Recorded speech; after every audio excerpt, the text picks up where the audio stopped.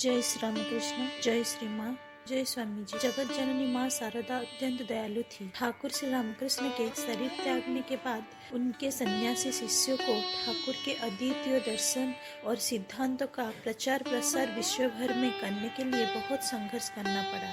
इसी प्रकार माँ शारदा को भी श्री रामकृष्ण के भक्तों को सही मार्ग दिखाना, उनके हृदय में प्रेम और आपसी एकता बनाए रखना तथा ठाकुर और स्वामी जी द्वारा स्थापित मठ मिशन के कार्य को प्रेरित और संचालित करने के लिए अनेक कठिनाइयों का सामना करना पड़ा।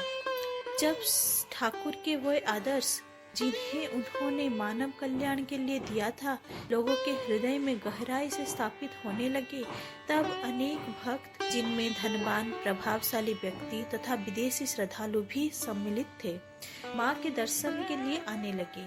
इतनी व्यस्तता के बीच में भी माँ सदैव अपने संतानों के लिए सहज रूप से उपलब्ध रहती थी। कोई भी व्यक्ति चाहे जैसा भी हो, जब माँ के पास आता था तो माँ अपनी संतान की भांति स्नेह देती थी और उसके कल्याण के लिए सदैव तत्पर रहती थी। आज का यह वीडियो ऐसे ही एक अलौकिक घटना पर आधारित है। यह प्रसंग स्वामी गौतमानंद महाराज जी ने श्री श्री माँ शारदा देवी जयंती 2018 के अपने पवित्र प्रवचन में सुनाया था। उस वीडियो का लिंक डिस्क्रिप्शन में दिया गया है। उन दिनों जब भी माँ कोलकाता जाती थी, वे पहले विष्णुपुर तक बैलगाड़ी से आती थी, वहाँ से यात्री ट्रेन पकड़कर कलकत्ता जाती थी। ऐसे ही एक दिन माँ विष्णुपुर रेलवे स्टेशन पर यात्री ट्रेन की प्रतीक्षा कर रही थी। उसी समय में बिहार के एक कुली ने दौड़कर माँ के चरणों में गिरते हुए आंसुओं से कहा, माँ, आप मेरी माता जानकी हो। आप कहाँ थी इतने दिन? मैंने आपको बहुत ढूंढा। अब आप यहाँ हैं। कृपया मुझे स्वीकार करें, मेरा उद्धार करें। वह व्यक्ति दीक्षा लेने के लिए बहुत आग्रह करने लगा।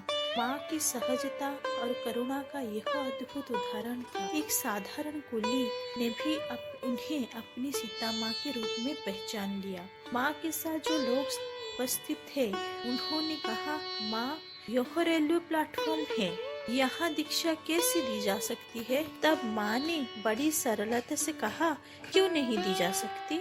माँ ने पास रखे जल को लिया, उसे शुद्ध किया, कुछ बूंदे उस कुली पर और कुछ स्वयं पर छिड़की और वही उस स्थान पर उसे मंत्र दीक्षा दे दी। इसी प्रकार माँ की असीम करुणा और अनुकंपा के आशीर्वाद उस साधारण संतान को भी प्राप्त हुआ, जिसने शायद ही कभी स्वप्न में भी नहीं सोचा होगा कि उसे जगत जननी माँ जानकी का ऐसा सहज कृपा प्रसाद मिलेगा।